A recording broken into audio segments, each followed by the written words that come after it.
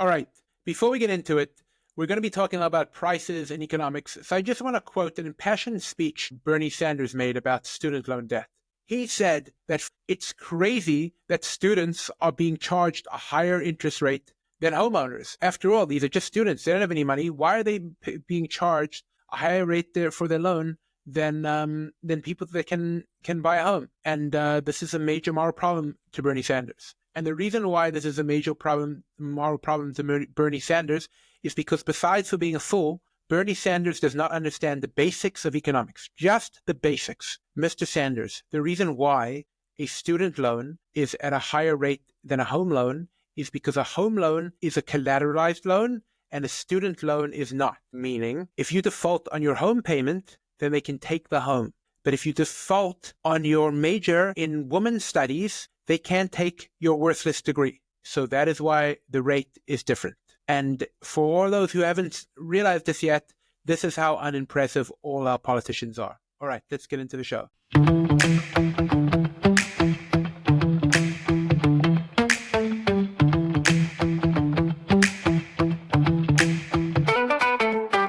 So before we get into discussing prices, let's talk about how prices are set. So prices are set by something called supply and demand.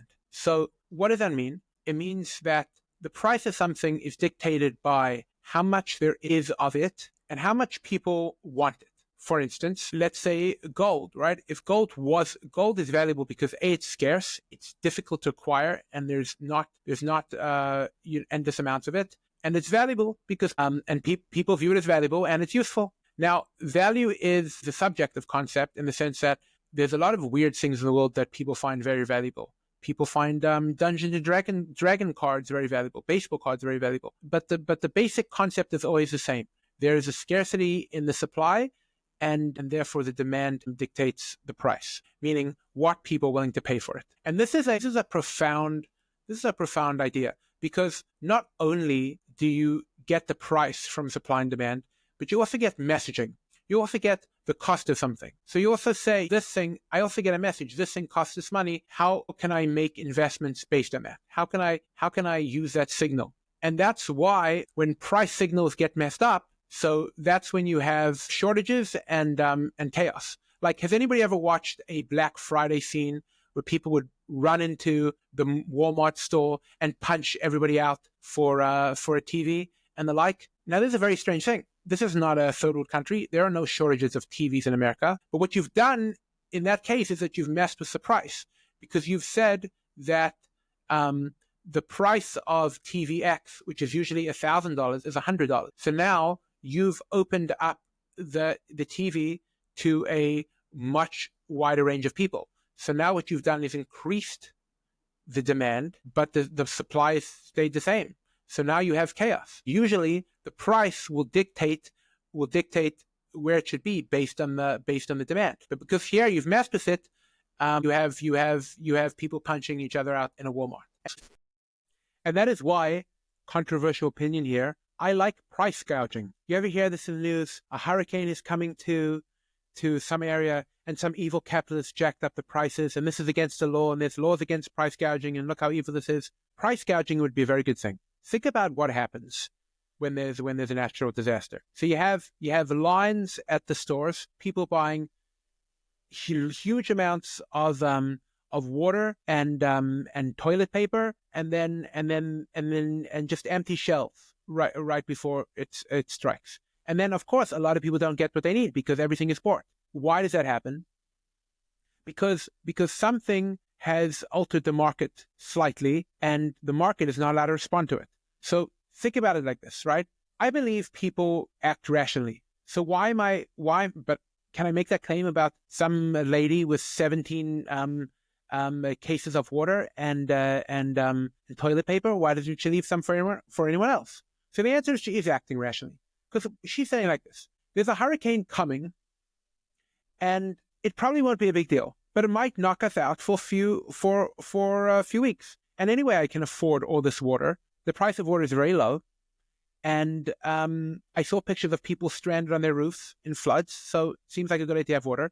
And the water, the price of the water is very cheap. So I'll just buy way more than I need. And if I don't need it, then I'll just have it for later because it doesn't expire. So this person is reacting rationally. What would be the remedy? What meaning, and she knows, or he knows, that there's a small chance of this situation happening, but the small amount of money to pay for the small chances is not a big deal. So if the price, now let's say the case of that water, the price of the case of the water quadrupled or went 10 times as much. So then people wouldn't make buying decisions based on a minute, a very small chance of something happening. So then everybody would have water. Then there wouldn't be shortages. Then the market would just respond to the demand by jacking up the price. And so temporarily you would have a huge price hike, but you would also have everybody getting what you need. But you would have a small amount of people that are priced out. And it's a very uncomfortable thing for someone to have to turn around to their family, is that I was priced out of the toilet paper market. And so that would create very bad press. So you would have people all over the thing, oh no, I couldn't afford water. But what you would have in the end is way more people getting water. So price gouging is just, like we said, supply and demand. We're going to get into other examples of how the government ruins markets by messing with prices.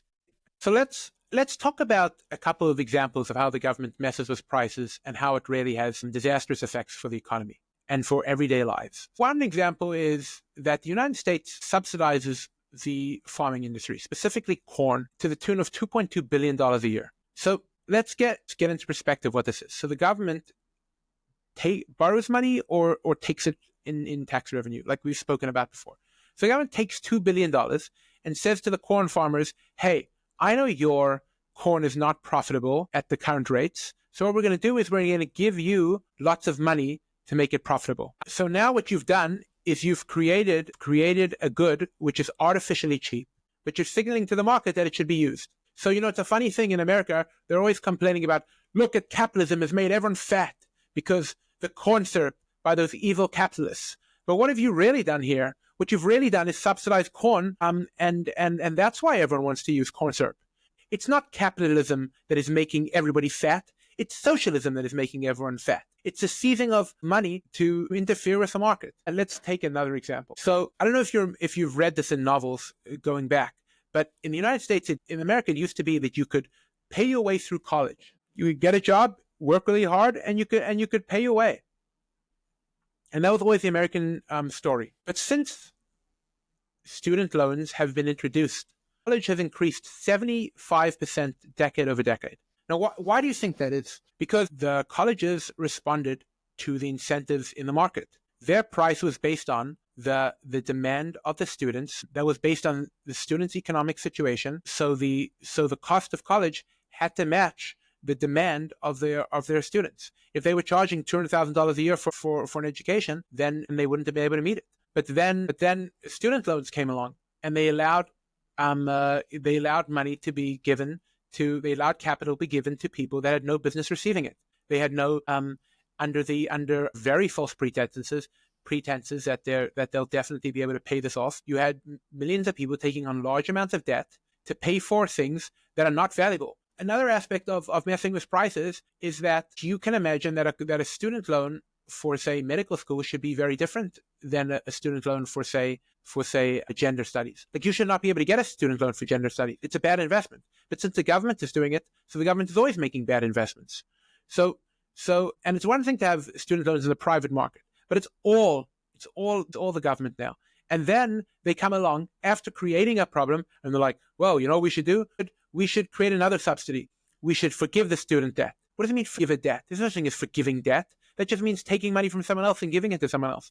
So they make a problem, and then they break things, and then the solution is worse than the problem. And so they make a problem, and they're like, well, what do we do now? And then make the problem worse. A dangerous side effect of this manipulation in higher education is we've created this huge organization called the Department of Education, which is mostly for higher education and is disastrous for our children, as we saw in COVID. Another major side effect of the distortion of the market is that we've created a signal in the economy that one must have a degree to do their job, to have a professional career, which is very silly. The vast majority of jobs that Americans do, they do not need a degree for. They do not need to go for college for. They do not need to rack up all that debt for.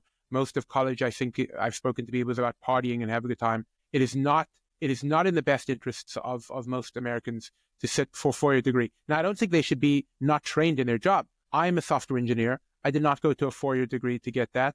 I went to a boot camp. It was intense. It was for a few months. We did that day and night, and we learned the skill. And I think a lot of people in the current job market can do that. And again, education is a very important thing. You should have an education. You should read. You should buy books. But the idea that we should push Americans, you should have a library card. But the idea that we should push Americans everyone into degree, unless they're going for a STEM or with something where they need very specific training. Listen, if you want to go to college and you want to spend your own money on these things, that's fine. But if we're pushing college students to get useless degrees and they're taking on tons of debt for nothing, I think it's very bad. And the remedy is to get government out of it. Another good example of this is housing. The government has been involved in housing for a long time. Prices have skyrocketed. It is not clear that it caused the financial crisis of 2008 when we're giving out loans to people we shouldn't have. And this is a more generalized application of price manipulation. When you affect the capital markets, you distort the price of money. Let's say during COVID, how insidious this is. Let's say you artificially lower interest rates and you print money. So what you're signaling then is that the price of money under these economic conditions is cheap. So therefore you can make a lot of investments. Now it's a lie. Why is it a lie? Because think about how this practically happens. And this is why a lot of socialists think the economy is rigged, because in many ways it is. What happens is the Fed will print money and then they'll lend that money off at a very cheap rate to the first recipients, which is usually the big banks and the most well-connected people. Then they can go make investments, but at the price of money before the market has reacted to inflation. And then the market reacts to inflation. So let's say you're like a startup and you want to get investments. So $2 million investment, and you're like, great, we have all this money, we have projections, we've worked it out, we have now enough runway for 2 years, right? Wrong. They bought that amount in your company. That's true. They certainly got their big piece. But you didn't get the runway for 2 years, because the minute you receive the money, so now the market is going to be reacting to this flood of money. So you actually don't have $1 million. You have 4% less year by year at least, and our inflationary conditions it's much worse. You have much less. You have because of the price inflation. So it's a trick, and that's why the government should not be involved in just printing money and setting interest rates. That should be set by the market. The market can handle these things. The market knows will figure out what the right price is. That's how all mortgages work, right? Why is it that we spoke earlier about student loans. Why is it that, what is the interest rate? The interest rate is priced in the risk of default. So there's certainly a pricing mechanism to be able to handle these things without government involvement. And government involvement always wrecks it. And so we come to tariffs. Tariffs as a foreign policy tool to change bad actors in the short term, I am sympathetic to, like we spoke about the Colombian issue. But tariffs as a protectionary measure are stupid. Trump totally does not understand this at all. There is no reason why we want to bring bad manufacturing jobs back to America. We definitely don't want to bring manufacturing jobs back to America that are not competitive. America needs to be competitive on the world stage. One of the big problems of tariffs is it stifles ingenuity. How does ingenuity happen? Let's say country A can produce steel for X dollars, and country B can produce it for X plus Y dollars. So country B has to innovate because their product is not competitive. But then if their government slaps on a tariff on any incoming steel, what you end up with is a more expensive steel and less innovation. Whilst we're on that topic, I don't think the government should have the right to impose tariffs. Certainly not the president. Why should somebody have the right to get in front of a deal between me and someone else just because they live in another country? Why do I have to protect the steel producers? Let's say I make steel ornaments. So now I'm paying more. Why am I? The steel industry supports it, sure, because they're going to get their money for their inefficient industry. But why should I pay more for steel? Why should I pay more for cheese and milk and electricity and all the things that are going to be tariffed by the rest of the world? Why do we have to suffer because other countries have bad economic policies? Tariffs are a bad economic policy. If other countries want to make themselves impoverished because of it, we don't have to make ourselves impoverished. So tariffs are always a bad idea. Trump clearly doesn't understand anything about economics. He just likes the idea of bringing back our jobs, bringing back jobs. There are not going to be any jobs. These jobs are going to be done by robots. where human beings are not going to be manufacturing like they were in the beginning of the 20th century. That's all nonsense. And we should just cut this nonsense, and we should just cut the tariffs and have free trade, and we'll be richer for it. Back when the ACLU was a free speech organization, they defended a march in Philadelphia of a neo-Nazi group. They said that was free speech, and which it was, and even though it was abhorrent, it was allowed. And since 2016, the left have been very bad on free speech, claiming that hate speech is not legal, and this type of speech is not legal, and this is violent, this is incitement, and the right has been very good, mostly because the right has been targeted. But let me state clearly that if you only defend the speech that you like, you do not support free speech. What you do support is censorship. You just want the speech that you like not to be censored, and that is not what free speech is. And that brings up to the story of Mahmoud Khalil. He's a student at Columbia who was arrested by ICE for being pro-Hamas and pro-Palestinian and anti-Semitic. Now, let's break down this case. He's a green card holder, not a student visa holder. He's a legal resident in America. And any legal immigrant in America has full constitutional protection. Really, anybody that's here legally has full constitutional protection. His views are awful. They're abhorrent. And that is why I defend his right to say them. Because if you cannot defend the speech of someone that you disagree with, that you find hateful, that you find awful, then you do not support free speech. It is an outrage that the Trump administration has arrested him. He should not be held. He has not been charged with a crime. He has a right to due process. The idea that we would shame lawyers is ridiculous. This country has due process, habeas corpus, the right to see a judge, the right to defend yourself, and there's nothing wrong with the lawyer defending him, just like there's nothing wrong with a lawyer defending any criminal. And this is a bad move from the Trump administration. This is a weaponization of the Justice Department. I didn't like it when Biden did it, and I don't like it when Trump does. We must not enter into hypocrisy over this question. And bad views die in the light. Oppressing these people will only make their views seem more credible. We saw this with the right. It will be true with the left if we try to shut them down. The best way is debate and discussion. Ben Shapiro discussed this yesterday, and he said Muhammad has not only engaged in awful speech, but he's done much more. And then he progressed to just say a bunch of things that he said. And they were awful things that he said. And he's clearly a Hamas supporter. And that's legal. It's legal to be a Hamas supporter. We believe in free speech in this country. And the best way, as we said before, to deal with bad speech is to fight it with good speech. And so it seems that every administration that comes to power cannot appear to learn this lesson. And it's up to the country to turn around and say to the government, no, you can't do this. This is wrong. This is against our principles. This is un-American. All right. That'll do it for today, guys. Have a good one.